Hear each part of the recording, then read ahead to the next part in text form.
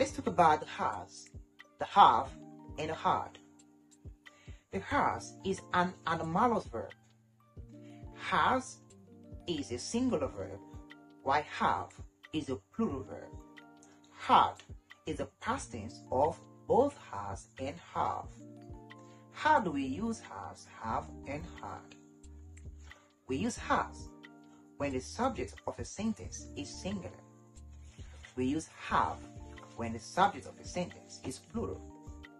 Had can be used if the subject of the sentence is plural or singular.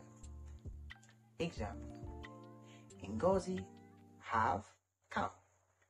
This sentence is wrong because Ngozi, the subject of the sentence, is singular. We cannot use have, which is plural, when the subject is singular. The correct one is Ngozi has come. Let's take the last example.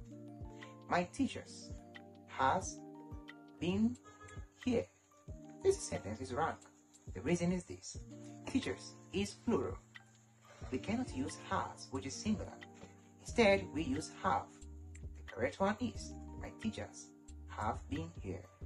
Thank you. Please subscribe to this channel.